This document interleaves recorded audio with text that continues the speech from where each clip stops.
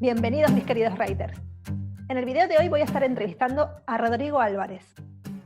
Si eres uno de mis writers que vive en Uruguay o tal vez en Argentina, probablemente lo conozcas, pero si no, te cuento que Rodrigo es el creador de Neurona Financiera, un blog y un podcast dedicado a las finanzas personales. En la entrevista de hoy, Rodrigo nos va a estar contando un poquito su historia, cómo fueron sus comienzos, qué fue lo que lo llevó a que a día de hoy dedique gran parte de su tiempo a enseñar educación financiera, a transmitir conocimientos sobre finanzas personales a los demás. Pero no solo nos va a contar su historia, sino que también vamos a estar hablando de otros temas relacionados con el ahorro, con la importancia que tiene tener un fondo de emergencias, de qué tanto pesa nuestra parte personal a la hora de gestionar nuestras finanzas, cómo afecta la inflación a nuestras finanzas personales y cómo podemos hacer para empezar a organizar nuestras finanzas para poder hacer que nuestro dinero sea una herramienta para conseguir nuestros objetivos. Como podrás ver, una entrevista súper interesante, así que quédate hasta el final porque no tiene desperdicio. Vamos con Rodrigo. Muy buenos días. Gracias por aceptar la entrevista, por estar aquí en mi canal.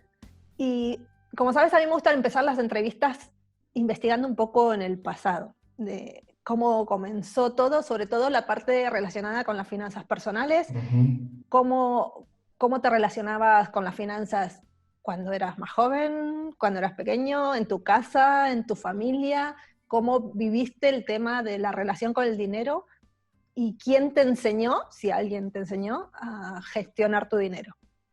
Bien. Yo vengo de una familia clase media, no sé si media baja, pero sí clase media con una oscilación interesante en cómo nos iba con respecto al dinero. El jefe de hogar era mi padre y nosotros, cuando yo era pequeño, dependíamos un poco del agro, en el sentido que el trabajo de mi padre estaba muy relacionado con cómo le estaba yendo al agro, cómo le estaba yendo al negocio ganadero y agrícola del país. Entonces, todos los que conocen ese negocio saben que es un negocio muy cíclico, donde de repente van las cosas bien porque se abre algún mercado, o de repente hay una sequía o alguna enfermedad como la aftosa y nos va mal. Entonces era muy cíclico en el sentido de que muchas veces estábamos bien y muchas veces estábamos mal. Estar mal no quiere decir que pasábamos hambre, pero sí no podíamos darnos lujos, ¿no? O sea, el lujo que se daba mi vecino nosotros no nos podíamos dar. Consecuencias, digamos, de esa oscilación. Y nunca había una previsión por parte de mi grupo familiar, de mis padres, de cómo me cuido cuando estamos en época de vacas gordas para cuando viene la época de vacas flacas, ¿no? Como que vivíamos el día a día.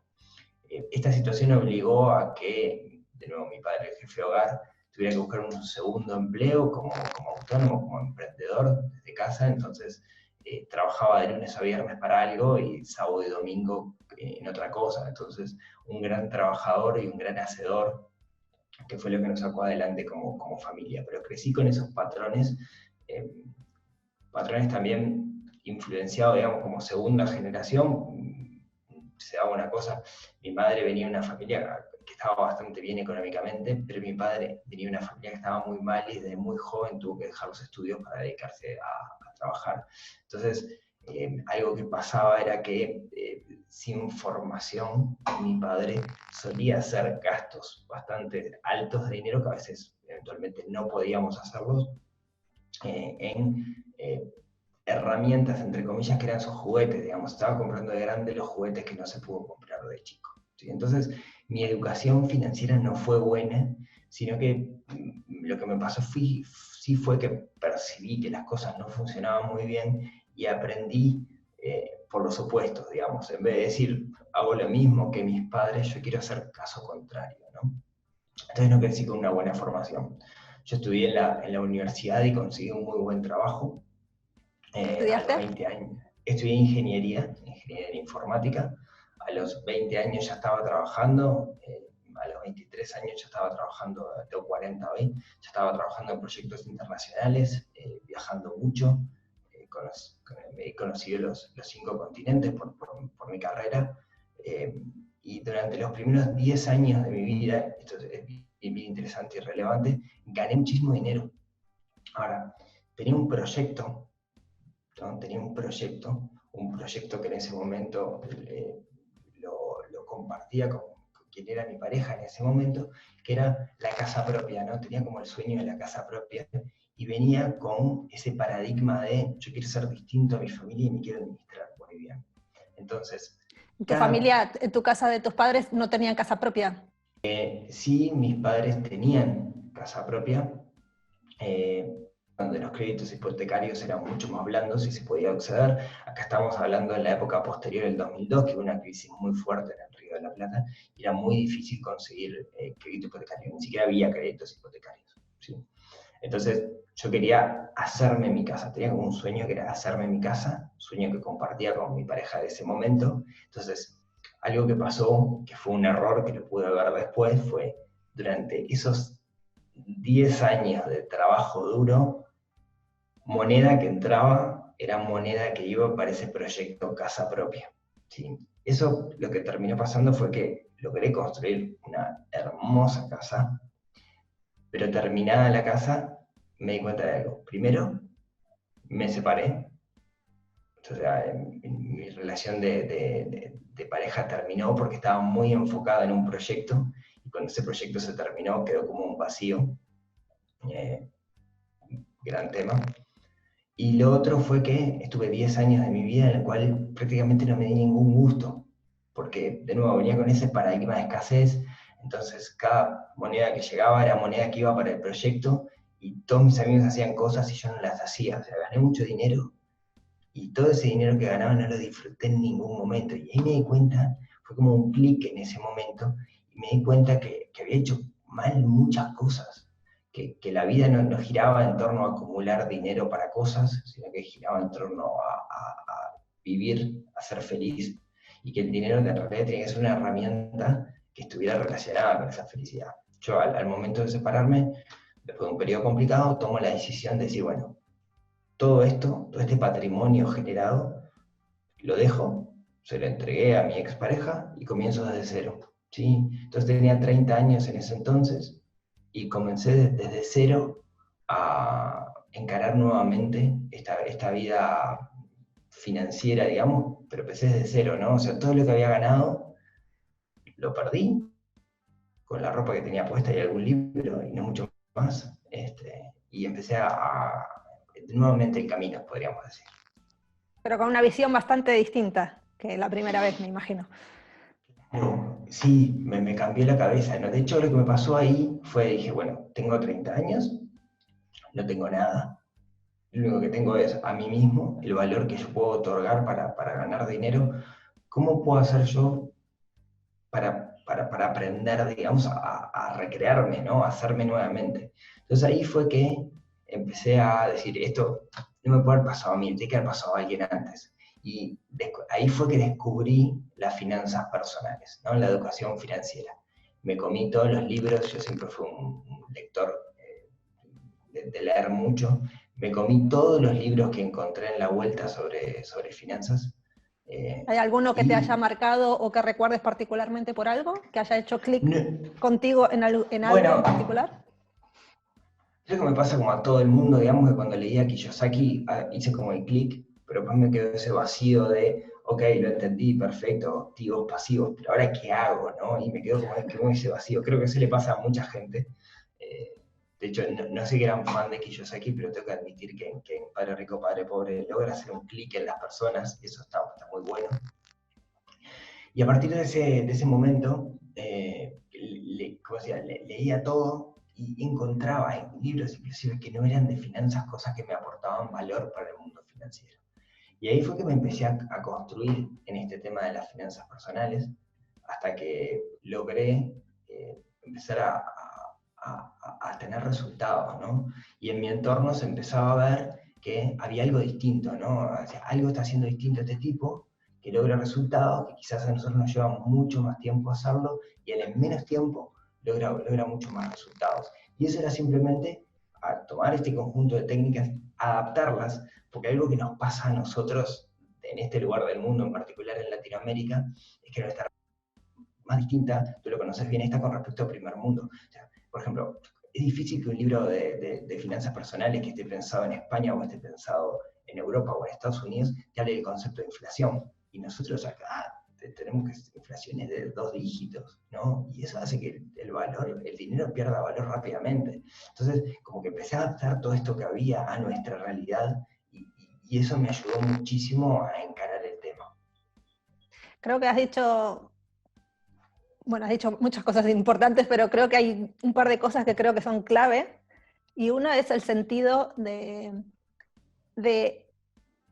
replantearse y pensar, a alguien le tuvo que haber pasado lo mismo, o sea, no soy el único que está en esta situación, que eso a veces, que dicho así suena muy obvio, obviamente que no eres el único, pero a veces cuando uno está en esa situación, sí que cree que pues el resto del mundo le va mejor que a uno y que yo soy el pobre infeliz, que a mí me pasan el sí pero, ¿no? Sí, al otro sí, pero a mí en mi situación yo no puedo. Entonces, el ponerse en la actitud esa de, vale, estoy pasando por una mala situación, pero seguramente no soy el único que le ha pasado, y buscar soluciones allá afuera. Y otra palabra clave que creo que has dicho es lo de adaptar, porque aunque no haya sido la única persona que pasó por esa situación, en cierto sentido sí que ha sido la única persona que pasó por esa situación específica y exactamente. Entonces, Claro. nadie te va a dar exactamente la solución, pero sí que puedes fijarte en otras personas que han pasado por situaciones similares,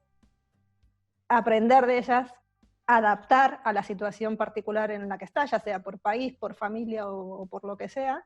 Y entonces creo que esa parte es una parte muy importante y que todos podemos aprender de eso, ¿no? De, primero, no pensar que soy la única persona que está pasando por una mala situación, sino que alguien más ya le ha pasado y seguramente alguien más ha encontrado una solución que, si bien no aplica 100% a mí, puedo aprender cosas de eso. Y creo que esa actitud es muy, muy positiva para salir de cualquier situación mala, no solo las financieras o económicas. Sí, tenemos un sesgo que hace que tendamos a sentirnos más importantes o más únicos de lo que somos. Y la realidad es que en este mundo con miles de millones de personas es difícil que nuestra casuística no se parezca a la de alguien más. Simplemente hay que contarle a ese alguien más para ver cómo soluciona el problema. Pues me parece súper súper interesante, sobre todo esto, el tema de la actitud. Y otra cosa que te quería preguntar es, tú has dicho que has aprendido, ¿no? En este momento que tu vida se puso de pata para arriba, por decirlo de una manera, ¿no? Que perdiste todo, que reseteaste, que empezaste de cero, que buscaste, bueno, de aquí en adelante cómo continúo, cómo me reinvento, que empezaste a aprender y a investigar. Has dicho que has hecho mucho trabajo de lectura. ¿Has hecho algo más? Es decir, ¿este cambio lo lograste gracias a la lectura o qué otras cosas hiciste para hacer este cambio? Bien, es re interesante esa pregunta porque esto no fue planificado. A mí me pasó que yo logré mejorar mi situación financiera, logré tener un plan, logré poder aplicar ese plan y me sentía en una situación de, wow, qué bueno, domino un tema. Como que mi ego se centró bastante en eso, ¿no? Mi ego como que subió unos puntitos en la parte de gestión financiera. Pero hasta ahí era un tema personal, digamos, ¿no? De hecho, ni siquiera me gustaba hablarlo mucho cuando estaba con otras personas porque se genera eso de, uy, mira el bicho raro. Pero acá pasó un hito bien interesante que fue, un día viene mi padre, ese padre del que estábamos hablando hace un rato, y me cuenta que se va a jubilar, ¿no? Que va a dejar de trabajar en su trabajo de toda la vida y que se va a jubilar. Lo que yo pensé fue, es alguien con un mal dominio de sus finanzas, se va a reducir su salario seguramente producto de la jubilación, porque el retiro de su pensión va a ser más pequeña, la va a pasar mal, tengo que ayudarlo. ¿Cómo puedo ayudarlo? Bueno, yo soy crack en esto porque mejoré mis finanzas. Me voy a sentar con él y digo, papá, vení, vamos a sentarnos, te voy a explicar cómo funciona el mundo de las finanzas. A mi padre me quedó mirando, ¿no? Y alguien de 65 años, en ese entonces, con alguien de 34 años, le entraba por acá y le salía por acá, no me daba cero pelota. Entonces, dije, bueno, ¿qué puedo hacer yo, no? Y ahí se me ocurrió una idea, que es lo que solemos hacer todos. Hablé con mi mamá, ¿no? Y le dije, che, mamá, ¿cómo puedo ayudar a papá? Y mi madre se le ocurrió una idea genial. Creo que mi padre no vea esto. Yo Le regalé a mi padre, cuando él se estaba retirando, le regalé un ordenador. Porque sus últimos días de trabajo le habían dado un ordenador y él estaba como familiarizándose y yo quería que siguiera con esa conectividad, con ese ejercicio mental después que se jubilara. Entonces mi madre se le ocurrió la idea de que yo le enviara artículos para que él me corrigiera las faltas de ortografía. Entonces tenía que tener una pantalla para eso. Entonces se me ocurrió crear un sitio web llamado neuronafinanciera.com, en el cual yo iba a publicar esos artículos, ese fue el pretexto que di, y le mandaba los artículos que corrigiera. Estamos hablando de este entonces, hace 7 años, ¿no? 2013. Entonces En le plan mandaba los mensaje artículos. subliminal, ¿no? Entonces tenía la certeza de que mi padre iba a leer los artículos. Y esperaba que por goteo, subliminalmente, como dices tú, le fuera entrando la información. Pero claro, para no marcar, para que no se diera cuenta, tenía que subirlos. Entonces me compré un dominio, creé el blog, empecé a subir el contenido y de repente empezó a llegar a ese contenido otras personas que no eran mi padre, por Google o por recomendación o por lo que fuera. Y me empezaron a hacer preguntas. Y eso me obligó a meterme mucho más en el tema, porque claro, empezaron a aparecer casuísticas que no eran mi casuística, que hasta ahora era la que yo había solucionado. Cuando leí una casuística que no era lo mía, decía que interesante, pero pasaba. Pero empecé a pasar la casuística de aquella persona que estaba en un seguro de desempleo, o la casuística de que tenía una hipoteca y que necesitaba cancelarla, o un montón de casuísticas más. Y eso me hizo aprender muchísimo porque me tomé el compromiso de responder cada uno de los mensajes que me llegaba desde entonces. Entonces, si se quiere, lo que más me fogueó fue el recibir cientos y miles de casos de preguntas que hasta el día de hoy me llegan, y el hecho de, con mucha seriedad, tomar cada una de esas preguntas, buscar referencias y buscar dar una solución a esa pregunta, es lo que me ha hecho aprender mucho de cosas que escapan a mi problema puntual. Yo tomé la responsabilidad de decir, yo quisiera ayudar a la mayor cantidad de personas posibles, impactar a la mayor cantidad de personas posibles, entonces tengo el compromiso de cada una de esas preguntas que me llega a responderla por cualquier medio. Y ahí es donde he aprendido más, ¿sí? En las casuísticas. Dicen que enseñando es como uno mejor aprende. Tal Y también cual. creo que eso te da un panorama un poco más abierto o más global, que si bien esa casuística puede que no tenga relación con tu situación actual, sí que te abre el panorama en cosas que a lo mejor nunca jamás te hubieras planteado de no haber recibido esa pregunta. Sí, yo creo que es la mejor forma de ayudar a los demás, digamos, es intentar transmitir el conocimiento que uno tiene, y esa también es la mejor forma de aprender. Sin duda a ti también te pasa que tenés miles de seguidores y seguro te llegan consultas que te aportan muchísimo, ¿no? Te aporta valor la consulta en sí misma. Totalmente, sí, totalmente. Y entonces, tú has empezado con el blog, que nos decías que un poco para ayudar a tu padre de incógnito, que Exacto. creo que a estas alturas ya se habrá enterado, no sé, No, me da la espero impresión. que no. Espero que no. He hecho todo lo posible porque no. Y ¿le ha servido? Esa era una duda que tenía. ¿Le ha servido esto que le has intentado transmitir subliminalmente? Sí, le ha servido en un montón de aspectos, pero siempre hay algo que tiene que primar, digamos, para que las cosas funcionen, y tiene que estar la intención por parte del individuo de querer mejorar esa situación. Lo que más me ha costado es la toma de conciencia sobre el problema para que aplique medidas. Cuando uno no ve el problema es difícil que le encuentre solución. Sí he logrado cambiar algunos de sus patrones de comportamiento. Por ejemplo, antes era la típica persona que venía y me decía, uy, mirá, me llegó esta promoción del banco que me dan un crédito blando. Tengo que sacarlo porque pierdo la oportunidad, ¿no? Y claro, me costó muchísimo que entendiera que no era una oportunidad. Como el dicho, ¿no? De que puedes llevar a un caballo hasta el arroyo, pero no le puedes obligar a beber, ¿no? Eso tiene que partir de la otra persona. Uno puede hacer hasta cierto punto, pero luego tiene que haber también del otro lado, pues si no, si uno no quiere, por Exactamente. más que te intenten meter a fuerza, y que eso también es algo que yo intento transmitir, ¿no? Que mucha gente dice, vale, pues yo estoy intentando cambiar, pero a lo mejor, no sé, mi padre, mi madre, mi pareja, mis hijos, y le quiero hacer entender que tal, y lamentablemente nosotros podemos hacer hasta cierto punto, y creo que la mejor manera de enseñarle al otro es con el ejemplo. Es decir, yo te puedo enseñar hasta aquí y luego puedo ocuparme de mí, de mejorar yo, de estar mejor yo, y cuando veas que estoy mejor, seguramente te interesará saber qué es lo que he hecho, y entonces creo que esa es la mejor manera de despertar el interés en el otro y no tanto intentar forzar algo que a lo mejor esa persona en ese momento no está preparada para recibir esa información, que también creo que cada uno tiene sus momentos y que ese clic que a ti te pasó, pues cuando te pasó eso que has perdido la casa y te has quedado sin nada y has reseteado y vuelto a empezar, hay gente pues que hace clic con otras cosas y en otros momentos, y a veces, aunque tengas la información ahí delante, no te llega, pero llega un momento en tu vida en el que algo te hace clic y ahí empiezas a recibir la información realmente. Sí, de hecho, por eso yo no creo mucho en los libros de recetas, ¿no? ¿A qué me refiero con el libro de receta? Libros estilo, ¿qué hacen los 10 millonarios antes de despertarse antes de desayunar? Antes de despertarse están durmiendo, pero antes de desayunar, ¿no?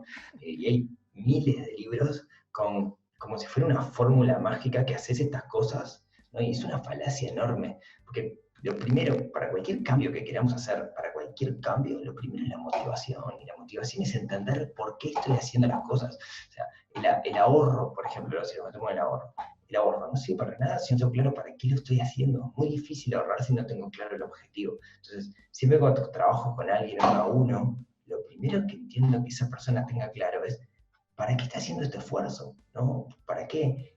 Sin el para qué es muy difícil el resto.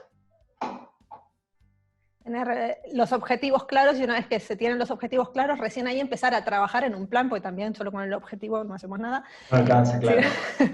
Luego, una vez que yo creo que la clave está primero saber a dónde quiero ir, tener el objetivo claro, luego saber dónde estoy, cuál es mi realidad actual, cuáles son mis recursos, qué recursos dispongo actualmente o qué recursos puedo incorporar o adquirir, y luego, en base a eso, pues trazar el camino, ¿no? Sí. ¿Cómo hago para llegar de donde estoy a donde quiero ir? Con los recursos que tengo y al paso o al ritmo que puedo y que es realista para mi situación. Y si querés, en la realidad financiera, para mí hay otro factor más, que si metemos una metáfora, es el viento en contra que tenemos en el camino, ¿no? ¿A qué me refiero con el viento en contra? Todos esos paradigmas aprendidos que traemos desde pequeños, que nosotros en las culturas latinas nos pesan mucho más que en los anglosajones. Me refiero a cosas como esa sensación de el dinero es malo, o quien hace dinero en realidad es una mala persona, etc. Creo que eso es viento en contra que tenemos en el camino y que tenemos que percibir cuáles son esos paradigmas que tenemos para romperlos, para poder avanzar. Pues yo puedo hacer todo perfecto, tener objetivos, etc. Pero si en mi cabecita a mí me enseñaron a los que tienen plata en realidad es porque lo hicieron de una forma deshonesta y yo no solucionar mis problemas de dinero. Entonces creo que antes del objetivo está esa etapa de entender cuál es mi forma de pensar, que muchas veces es la más difícil, ¿no? Muchas veces cuando yo hablo de finanzas y empiezo a hablar de eso, me quedan mirando y me dicen, flaco, yo vine acá que me des la fórmula de cómo hacer plata. Y yo le digo, no se trata de eso, se trata de sanear nuestra relación con el dinero. Yo siempre digo que la parte más difícil de las finanzas personales es la parte personal, no la parte financiera. Realmente las financieras son cuentas básicas y poco más, no tiene truco. Las finanzas personales giran en torno a las personas y no a las finanzas, ¿no? Yo acá siempre digo algo, yo creo que cuando uno estudia finanzas en una universidad, lo que te enseñan es básicamente cómo hacer que una organización tenga una gestión financiera, y el objetivo de la organización es o perdurar en el tiempo o ganar dinero, digamos, ¿no? Depende de qué tipo de organización sea, ese es su objetivo. Las finanzas personales no buscan la acumulación de capital, y todos nos vamos a morir, ¿no? Entonces, el objetivo de las finanzas personales son las personas, es la felicidad de la persona. Nosotros como organización, la familia o la persona, el individuo, el objetivo debería ser su felicidad, y el dinero tiene que estar alineado con esa felicidad. Entonces, debe estar preguntándonos qué es aquello que nos hace feliz, en torno a qué giramos. Y creo que es muy importante también encontrar ese balance, ¿no? Por un lado, creo que lo que tú decías, en una empresa, creo que la ventaja es que en una empresa todas las personas que la componen piensan con la cabeza. En cambio, las personas, los seres humanos, por un lado pensamos con la cabeza, pero por otro lado tenemos las emociones. Claro. Y todo esto que viene por detrás, ¿no? De las ideas, las creencias, que no lo vemos. Y entonces a veces creemos que estamos pensando con la cabeza, pero en realidad la mayoría de las veces, casi siempre, la decisión surge primero del lado emocional y luego como que nuestra cabeza intenta darle forma, pero eso en una empresa no pasa y en ese sentido es mucho más fácil, aunque sea más complicada en números, es como más fácil en ese sentido las finanzas de una empresa, pues como impersonal. Claro. Y por otro lado, creo que un punto muy importante y que también se refleja en tu historia personal es el tema del equilibrio, ¿no? Que a veces uno está o en un extremo o en el otro. Somos bastante, para eso somos como bastante fatalistas, ¿no? O es todo o nada, o estoy súper bien o no, o ahorro o gasto, o disfruto el dinero ahora o lo guardo para mañana. Y creo que la clave es encontrar ese balance entre disfrutar el dinero ahora, para que no te pase pues lo que te ha pasado, que luego te pasan 10 años y pierdes lo material y te dices, ¿y qué he hecho yo en estos 10 años? No, todo lo que tenía lo enfocaba en un proyecto que luego no dio sus frutos, entonces te sientes ese vacío de me perdí de algo. Entonces la idea no es perdernos de algo ahora para disfrutar y vivir la vida perfecta mañana, porque también, ¿no? Está el que y si me muero mañana, ¿qué? ¿No?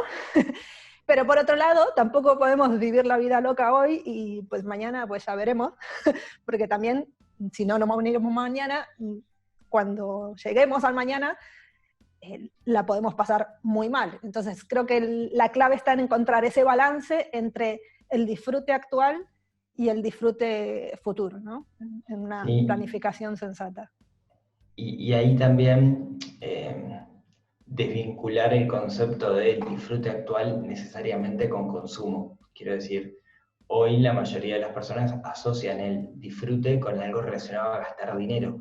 Y no necesariamente es así, ese es el paradigma impuesto por la sociedad. Podemos disfrutar mucho con cosas muy sencillas. Entonces también hay un trabajo muy interior, de introspección, de ver realmente cuáles son aquellas cosas que nos generan placer.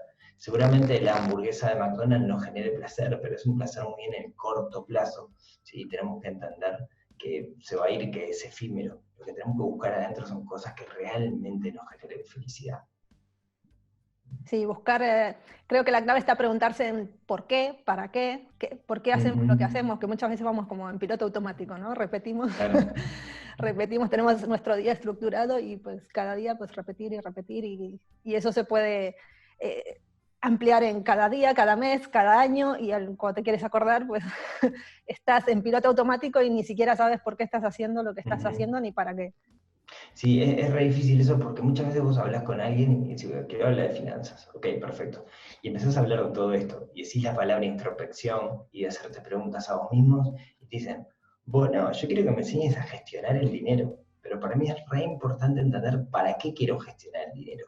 Y el para qué, como vos decías, es la pregunta que nos tenemos que hacer al principio y no al final. Si no, se hace muy difícil y puede ser que recorriendo un camino que no es el camino que quiero recorrer, es el camino de otro. Y también creo que va en esto del equilibrio, ¿no? Que también lo que decíamos antes, que es todo o nada. Las finanzas es o todo números o todo personal, que tampoco, porque si yo solamente me quedo en las buenas intenciones y en pensar en positivo y no hago nada, no me sirve. No. Pero por otro lado, si solo me quedo en los números y no hago ningún trabajo por dentro, tampoco me sirve. Y a veces eso cuesta mucho, sobre todo al principio. Cuando uno quiere empezar, se va de cabeza a los números. ¿Cuál es la fórmula? ¿Qué es lo que tengo que hacer? Las instrucciones, el paso a paso. ¿Cuál es la solución? Y eso no funciona como tampoco funciona ponerte el cartelito en el espejo todos los días de mañana con la afirmación. Ayuda, pero no sirve para nada la afirmación si no haces nada al respecto, ¿no? Como decía Pasteur, Son las dos cosas. Sí, que la suerte me encuentre trabajando. Exactamente, no es una cosa o la otra, sino que es una combinación Ujú. de trabajar las dos cosas como a la vez. Si, si le tuvieras que dar un consejo a una persona que en este momento se encuentra en el punto como te encontrabas tú hace unos años, cuando te viste perdido, de decir, tengo que hacer algo para cambiar mi vida, no sé qué, no sé cómo, no sé cuándo, pero sé que necesito cambiar algo y no sabes ni para qué lado salir disparado, ¿qué consejo le darías a esa persona? Mira, me está pasando en particular por mi edad, que yo tengo, como decía, 40 años, que viste que uno suele tener público, personas que te escuchan que más o menos comparten la edad, ¿no? O sea, como esa tendencia porque te ven como un par. Y me está pasando que mucha gente está en ese momento porque justamente existe lo que se llama la crisis de los 40 o la crisis de la mediana edad, donde mucha gente, tanto hombres como mujeres, pero principalmente hombres, pasa que se terminan separando, comienzan una vida desde cero, etc. Entonces, esto que vos me preguntás me está pasando todos los días, porque mucha gente me está contando esto, ¿no? A gente que en particular se separa y tiene que comenzar una vida desde cero. Yo ya lo viví, digamos, pero hay gente que lo está empezando a vivir ahora, ¿no? Y esta pregunta que vos me haces es súper recurrente, ¿no? Y lo más difícil para esas personas, lo más difícil hoy, es entender qué es lo que quieren, ¿no? ¿Qué quieren? Sobrevivir, digamos, o quieren terminar armando un patrimonio o asegurar su jubilación o comprarse una casa o lo que sea, ¿no? El plantearse objetivos es lo más complicado para esas personas. Cuando estás en un estado así, que de alguna manera saliste de un trompo y estás súper mareado, definir un objetivo es súper difícil, pero es lo más importante, porque puedes empezar a aplicar técnicas de gestión, llevar tu registro de gastos, etcétera, etcétera, pero si no sabes para dónde vas, no te sirve para nada. A pesar de eso, yo siempre lo que les planteo es que hay dos cosas que tienen que hacer desde el vamos, a pesar de todo. La primera, y vos lo mencionás mucho, eso es, comiencen su registro de gastos, empiecen a entender en qué se les va el dinero, porque no importa para dónde vayan, eso lo van a necesitar y cuanto antes lo comiencen mejor. Y la segunda es muy importante que tengan un fondo de emergencia, porque ese fondo de emergencia va a ser lo que el día de mañana, ante cualquier problema, les va a ayudar a poder sobrevivir y no terminar en un préstamo que les va a complicar la vida a futuro, ¿no? Entonces, resumiendo, primero el objetivo y después que empiecen a hacer algunas cositas que más adelante, cuando tengan el objetivo, las van a necesitar y cuando antes comiencen mejor. Creo que es importante que menciones lo del fondo de emergencia, sobre todo en estos días tan inciertos, que yo siempre digo que cuesta, a mí personalmente me costó horrores juntar dinero para un fondo de emergencia, porque soy bastante positiva y de todo va a ir bien y va a estar maravilloso, y ahorrar dinero para cosas malas y feas iba en contra de mis principios, pero era algo que decía, sé que lo tengo que hacer, lo voy a hacer, y creo que en el momento que me hizo el clic de entender la importancia que tenía un fondo de emergencia fue en el momento de necesitarlo, que no tenía gran suma ahorrada, pero me alcanzó para pasar esa pequeña emergencia en su momento, que si mal no recuerdo fue que se había roto el coche y tocó una urgencia de dentista en el mismo mes, y gracias a tener ese pequeño fondo de emergencia, no tuvimos que tirar de la tarjeta de crédito. Y ahí fue cuando dije, vale, para esto sirve. Y a partir de haber Claro. pasado eso, sí que me motivó a hacerlo más adelante. Y creo que mucha gente se encuentra en esa situación ahora mismo, y a lo mejor Sí. o bien por no saber, por nunca haber pensado siquiera en eso, o bien por saber que debería estar ahorrando algo para una emergencia, pero en realidad pues, prefiero hacer otras cosas. Y Sí. creo que en momentos como estos se nota más, o a lo mejor motiva más a empezar, si no lo has hecho, a empezar a hacerlo de ahora en adelante. Sí, es terrible, ¿no? Porque estamos diciendo con el diario del lunes, viste, te dije, tenías que hacer un fondo de emergencia y tal, y no se trata de eso, pero realmente en momentos complicados como los que estamos viviendo ahora, donde mucha gente está yendo a es como la vida misma, ¿no? Es como es lo que te puede sacar a flote en un momento de necesidad. Y porque si bien no sabemos qué es lo que puede llegar a pasar, algo, algo siempre pasa. Si no es una crisis o la pérdida del trabajo o bueno, cosas como estas que jamás nos imaginamos que íbamos a estar pasando. Pero Sí, si bien no sabemos eso, qué, ¿no? si bien no sabemos qué, sabemos que para algo seguramente vamos a necesitar tener ese colchoncito. Sí, sí, es sumamente importante y cuesta hacerlo, pero cuanto antes comencemos a hacerlo, muchísimo más fácil va a ser, ¿no? Hay mucha gente que se mete en el mundo de las finanzas pensando en la última parte, que es la parte de la inversión, ¿no? Yo te digo, está perfecto invertir, es necesario invertir, todos tenemos que invertir, pero pará, primero viene todo lo demás. No pienses en invertir si no tenés tu fondo de emergencia, si no sabes en qué se te va la plata, etcétera, etcétera. Claro, yo creo que primero uno tiene que, bueno, yo siempre hablo de 5 pilares, ¿no? Primero, pensar en la mentalidad, en esto que hablábamos antes, de cambiar un poco la cabeza, los paradigmas que tenemos.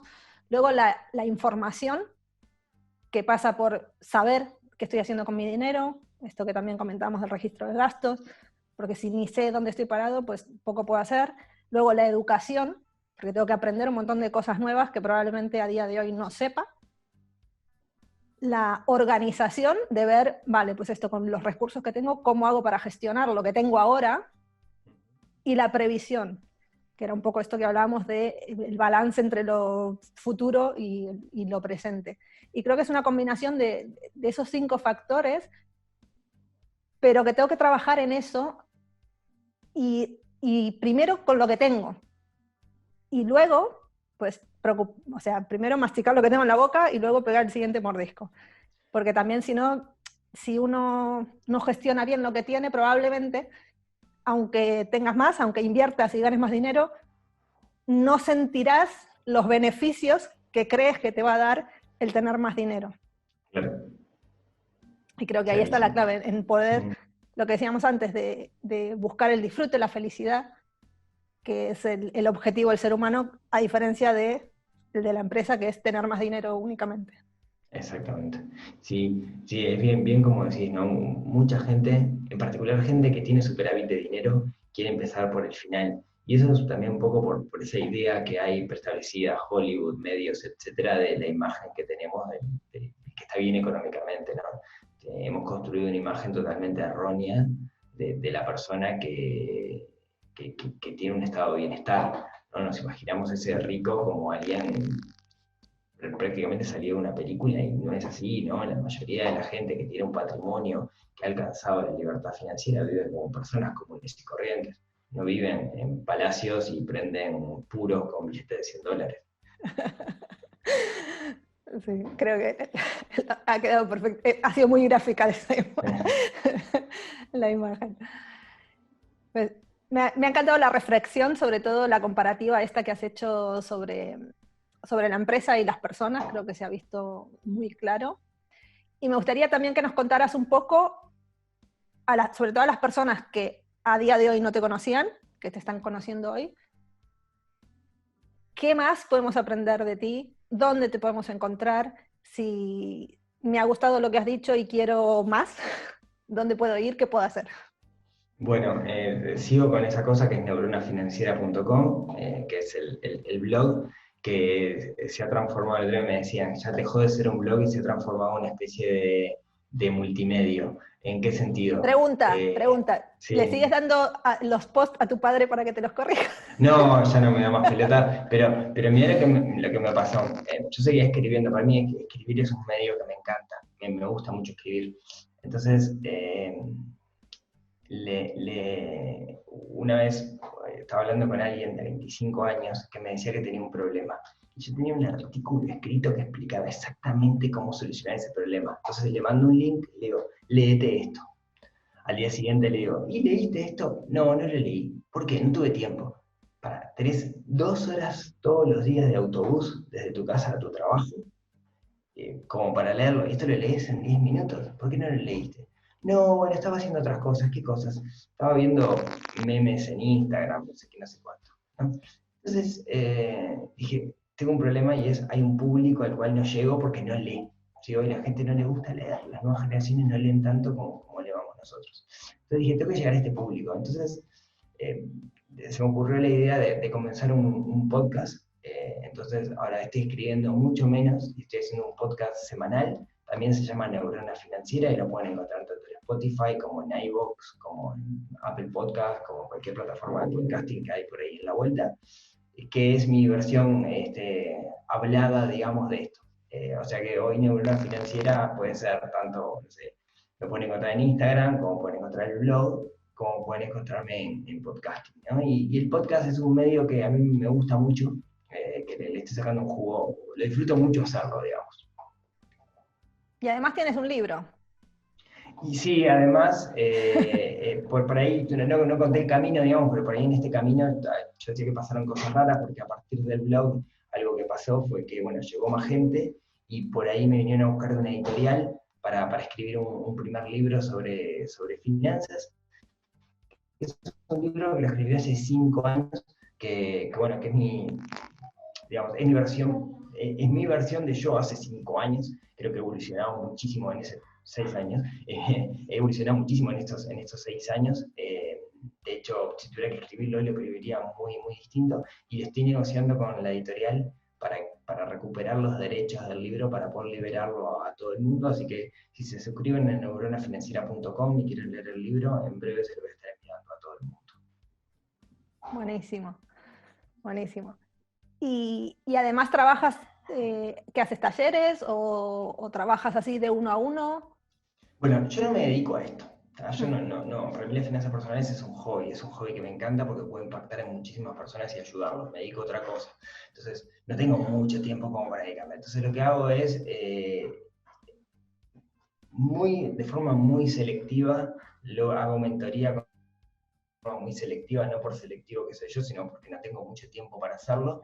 Y por otro lado, cada tanto, un par de veces por año, hago algunos cursos presenciales que están migrando a no presenciales por esta casuística que estamos viviendo, donde la gente no sale de su casa, estamos haciendo por Zoom y otras cosas, que está saliendo bastante bien. Entonces, con respecto a finanzas, suelo dar bastantes charlas y talleres in company o similares sobre la temática. Así que ya saben, para mis writers que están en Uruguay, y también he visto que ibas a hacer algo por Buenos Aires, también te mueves un poquito. Sí, pero se nos canceló. Era la primera vez que viajábamos a Buenos Aires como para hacer algo, pero tuvimos que cancelarlo por esta cuestión que estamos Razones obvias. viviendo. Así que vamos a hacer algo online y bueno, veremos cuando todo esto se solucione de cruzar el charco para estar con nuestros amigos de allá, que bueno, nosotros, Uruguay es muy pequeño y hay mucha gente, digamos, está muy pegadito a Argentina, somos casi una provincia, en el sentido, acá eso que dije me deben estar odiando todos los uruguayos, pero somos casi una provincia, digamos, de lo que es Argentina, entonces estamos muy conectados en muchos sentidos. Y por último, hay una pregunta que te quería hacer, sobre todo aprovechando que estás del otro lado del charco y que estás más empapado con esto, ¿no? Que si bien, como tú decías, Uruguay y Argentina son bastante similares, creo que económicamente no tanto. En cuestiones de, no sé, de inflación, por ejemplo, creo que Uruguay, no sé, corregime si me equivoco, pero creo que no es tanto como... No, 8,8 el año pasado. Pero más o menos estás, y además estás como más empapado y supongo que tus lectores y tus seguidores también tienes muchos seguidores no solo de Uruguay, sino también de Argentina. Entonces quería aprovechar para preguntarte, porque muchos de mis seguidores son de Argentina o de otros países, y una cuestión que me plantean muy a menudo, o que a veces la gente comenta, es en plan, esto aquí no se puede hacer. Es decir, todo esto que me estás diciendo es muy lindo, pero esto en la Argentina o en Uruguay o en cualquier otro país, esto aquí no aplica, pues porque vivimos con inflación o porque tal. Entonces, ¿cómo crees que afecta esto? Es decir, a las personas que ahora mismo dicen, vale, sí, todo esto de las finanzas personales está muy bien, pero aquí no aplica. ¿Cómo lo ves tú eso desde el punto de vista que tú estás de aquel lado? Sí, ahora, hay una diferencia principal entre Argentina y Uruguay.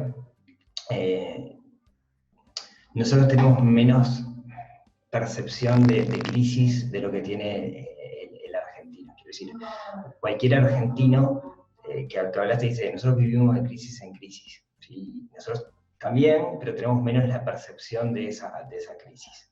En ese sentido, creo que en Uruguay se confía un poco más en las instituciones. Quiero decir, cuando acá el Instituto Nacional de Estadística dice la inflación es 8, nadie duda de que la inflación es 8. En Argentina a veces pasa que está más politizado y cuando te dicen el INDEC dice la inflación es 40, la gente dice, no sé si le creo, ¿no?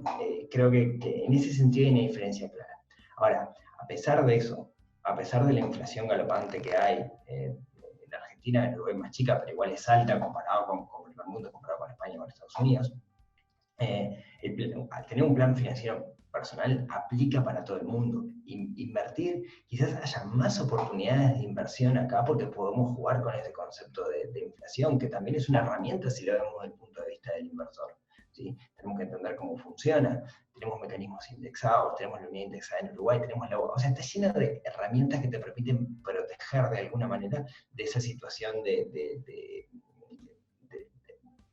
inestable que percibimos. Entonces, no es una excusa la inestabilidad del sistema para no tener un plan financiero personal. Sí, digamos, tenemos desventajas. Si el día de mañana vienen y te dicen, te acoto tu cuenta a $200 y no puedes sacar más dólares por mes, te va a complicar la vida, sí. Entonces, lo que hay que hacer es previamente buscar un mecanismo de resguardo. Pero los hay.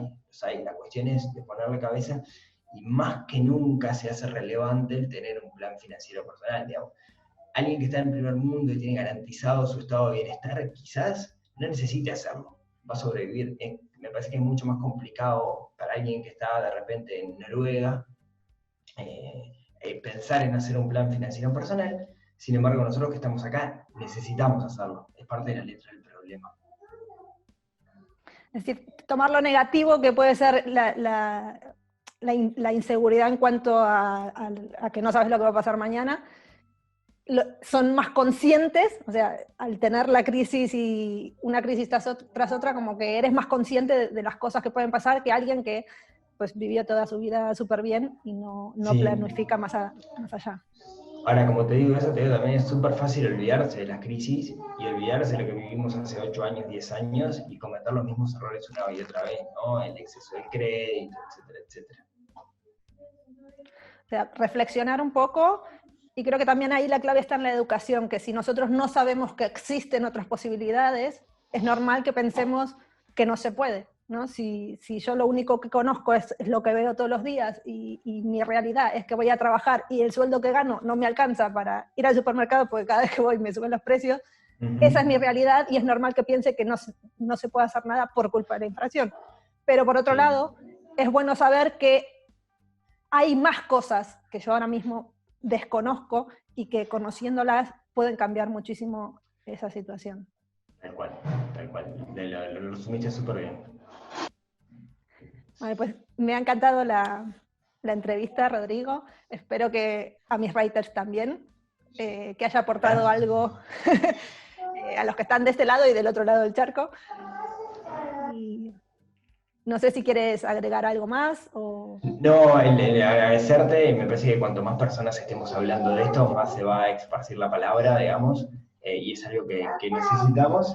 Esto no lo hacemos por nosotros, lo hacemos por estos pequeños chiquititos, digamos, que se acaban de despertar, que de alguna u otra forma van a heredar nuestro mundo. ¿Se ve corriendo tu hermano? Y lo hacemos por ellos, ¿no?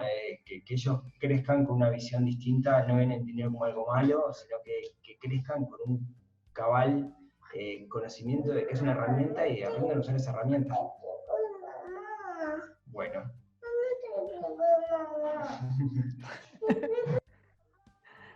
Esto se llama estar desde casa, ¿no? El mío está cuarentena. Eso se llama cuarentena. ¿Sí?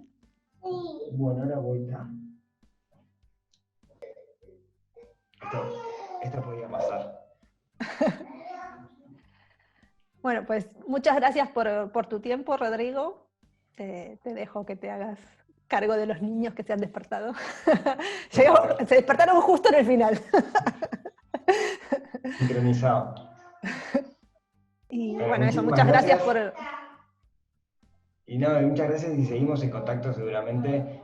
Hagamos cosas juntos para que de nuevo, ¿no? Esparcir la palabra por el mundo. Eso, que se viralice, ahora que están de moda los virus, que se viralice la educación financiera. Exactamente. Un gusto. Igualmente. Hasta luego. Chao. Si te ha gustado este video, dale a me gusta, suscríbete a mi canal y compártelo en tus redes sociales.